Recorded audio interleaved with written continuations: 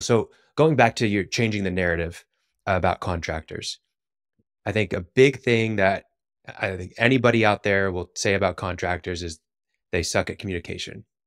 And I'm sure you've had your spells with that, but something that you've implemented with your team now is to really communicate with your clients. Tell us about what you do with clients weekly and how you dispel that myth and change the narrative of what it means to be a contractor. Yeah, we boil it down to sort of one key objective, and that is gaining and maintaining trust. And from a fundamental level, I think most of us can agree to do that. You have to say what you're going to do the thing you're going to do, and then follow up the thing you did. Right? Like from a very fundamental core level, that's kind of how I approach it, and that's how we approach it, at Northbuilt. And so with that, one thing we've implemented recently has been our weekly updates.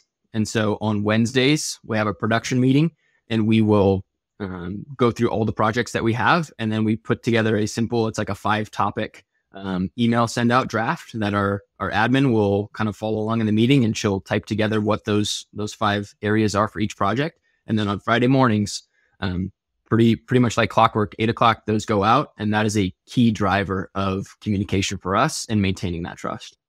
Yeah, it's great. I mean, even if there's not really much to update on, you're giving an update. And I think that brings a lot of peace of mind to the customer, knowing that, hey, every week I can count on this. So much of working with customers and gaining trust is setting expectations and then maintaining those expectations or meeting them. And by setting the expectation, hey, you're going to hear from us every week, and then meeting it every week, you're just instilling that trust and reaffirming that trust that they can work with you and find success. There's something in the Friday report too. I don't know if you want to list all the things, but what we did last week, what we're going to do next, but there's a place in there, where are we on the schedule? And it might be we're 4 days behind, and it says it right there. Yep. Just tell them good news, and they may get mad, but they're not really going to be as mad as if you just didn't show up and they didn't know where you were. I think it's brilliant. And just so we can kind of cover this before we have to go, there's this area, and I think it dovetails perfectly. I know there are people listening, okay, I got my business going, but how do you go out there and get his customers, right? How did you market? How did you start? Because you really have exploded this year in terms of sales. Can you part of it is, can you tell, what's your approach to getting customers? I know part of it's accountability, and how did you wind up doing it? Because you do very well on the sales. Yeah. And one thing I want to make clear is we're not perfect. And there are plenty of weeks where we type up that report and we go, oh man, this one kind of stinks, but we're true to our word. We got to send it out with we didn't hit milestones, and that can be tough. But I think it's really telling of it's accountability, man. It's perfect. Exactly. Yeah. And then flip into the sales side, I'm still really working on marketing efforts and trying to be better on that front. But what I think we've done a really good job of from the beginning of this year is making connections with other people in our industry who can potentially bring us prospects, jobs, leads that turn into work for us.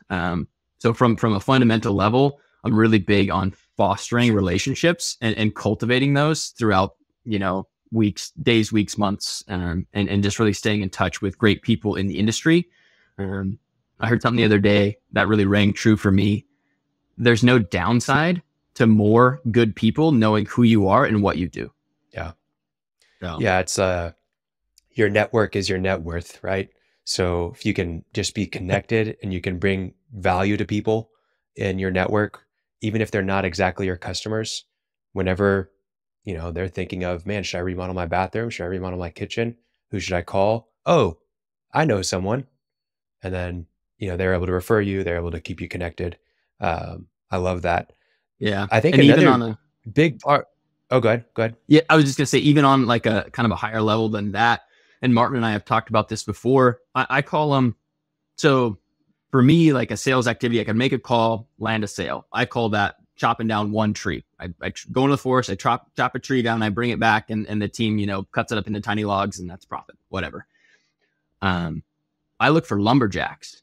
So what I consider a lumberjack is somebody who could go out into the forest for me and cut down 3 or 4 trees a year and bring them back to the team. And so what we consider a lumberjack is going to be designers. Those are great referral sources. We have a couple designers that bring us 2 or 3 projects every year. And so I'm like, okay, great. If we can find one more designer, that could potentially be 3 to 5 projects. So we kind of exponentially magnify what we're bringing in by going after those sources first. So designers, design professionals, architects, and then another key aspect that we've approached is larger builders. Some bigger custom home builders, they're not taking on the size of projects that we specialize in. And so they're really looking for a qualified, accountable contractor that's going to take care of their client. Like, that's huge because that's their reputation on the line too, as a referral source. So sorry to interrupt, Khalil, but that was Absolutely. just a key point I think good. has been very helpful for us. Well, I think another aspect of this is that you're also not trying to be all things to all people. By you specializing in high-end bathroom remodels and kitchen remodels, you've got a narrow focus to where you can be known for something, where you can be an expert at it, but also you're meeting a specific need. So when people have that specific need, you're the person that comes to mind. It's not just, hey, I'm a remodeler. It's like, no, we focus on this. And so then it's much easier for you to create content. It's much easier for you to run ads. It's much easier for you to reach out to designers with a specific ask. And I just think that's a huge part of it that you can't leave out, where if you're trying to be all things to all people, it's going to be a lot harder to stand out and to stick in their mind. Absolutely. Yeah. So let's share a little bit about kind of what the challenges are right now. You've gotten to a decent spot. Let's share where you're at with team members. Anything else you want to share about current status of the business and kind of where you see things going and kind of roadblocks that you have right now? Yeah. I feel like the roadblocks change frequently. The biggest thing for us right now is kind of cohesiveness across the team and throughout the process. We've brought on a lot of new team members. At the beginning of the year, there was 1 and it was me, and now we have 7. And so what I've been really focused on is, hashing out high level roadmaps of like, hey guys, this is where we're going and this is how your role specifically contributes to getting us there. And then even further diving into like detailed training, standard operating procedures and things like that to help guide the team in the right direction so that they can do their role to the best of their ability.